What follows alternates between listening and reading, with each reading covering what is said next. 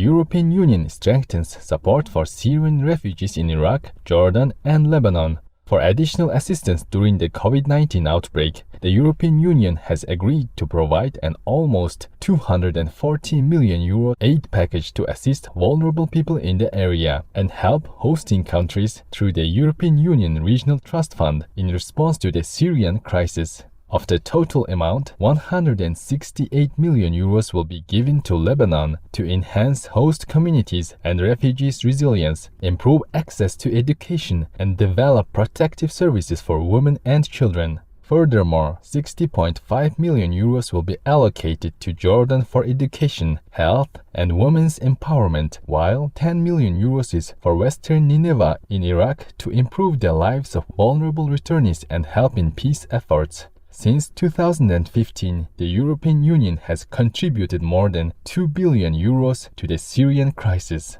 The European Union is a Shining World Leadership Award for Peace recipient and the Shining World Leadership Awards for Compassion, Unconditional World Care, and True Caring laureate. Our heartfelt appreciation, European Union. May all refugees and host communities receive the support they need to greet bright tomorrows in heaven's brilliance. World Bank funds education program in Niger. The World Bank has approved a $120 million grant and a $20 million credit from the International Development Association for the Niger Learning Improvement for Results in Education, or LIRE project. It will focus on enhancing teaching practices and learning, especially for girls, as well as monitoring education results to better manage the schooling system, particularly in regions of the country that require further assistance. LIRE will also develop digital learning services to help with areas including teacher training, creating a national education system, keeping children at school, or helping them return to studying during the COVID-19 situation. The programme is designed to support both refugees and their host communities. Kudos, World Bank, International Development Association, and Niger for your caring project. May the children of your nation grow into healthy and strong citizens, filled with love, compassion, and selfless dedication to building a peace-filled world in Allah's glory. United States, a Shining World Leadership Award for Compassion laureate, invests in renewable ocean energy. The United States Department of Energy's Water Power Technologies Office has announced $22 million in funding for non-federal institutions to advance the foundations of research and development of renewable marine energy. The results of the research will be made available to relevant firms and industries in the U.S. to help them develop their technology in the field. One of the key areas that the project will cover is the establishment of an Atlantic Marine Energy Center. What a grand initiative, United States Department of Energy, to bring together your brightest engineers and scientists to collaborate on renewable energy from the ocean. We pray they find much success, guided by the providence, and open up another green energy industry in your nation.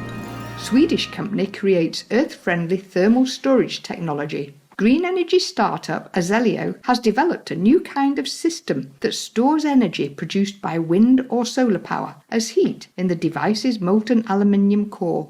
To convert the heat back to electricity, the heat is pumped from the aluminium into a Stirling or heat engine, which then generates power.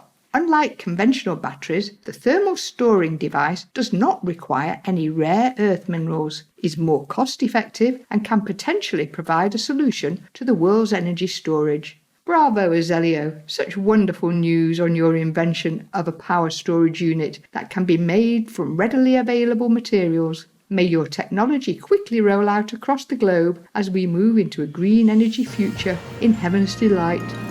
United Kingdom, renowned seamstress launched initiative to sew scrubs for healthcare professionals. Dulcie Scott, Emmy-nominated costume designer for popular British TV series Downton Abbey, initiated the Helping Dress Medics project to make protective garments worn by medical staff in operating rooms for those on the front lines of the pandemic. Ms. Scott, along with 150 costume makers, are working from home to make over 6,000 sets of scrubs for formerly retired medical staff who have returned to vital jobs. To support the endeavor, a curtain maker donated cloth while factories currently shut down, assisted by cutting the fabric. Furthermore, a fundraiser on GoFundMe netted over $106,000 for the cause. Many thanks Dulcie, Scott, and all involved in helping dress medics. We also express our gratitude and admiration of the courageous healthcare workers. May all be protected and blessed during this challenging time in the divine's sheltering embrace.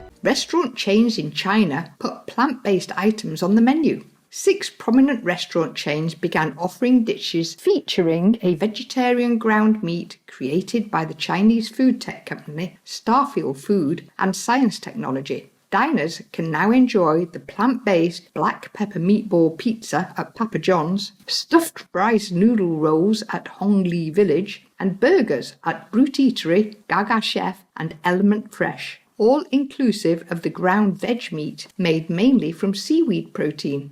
Our compliments Starfield Food and Science Technology and all participating eateries. You are bringing compassionate food options to your customers as humans move towards the harmonious vegan lifestyle in heaven's grace.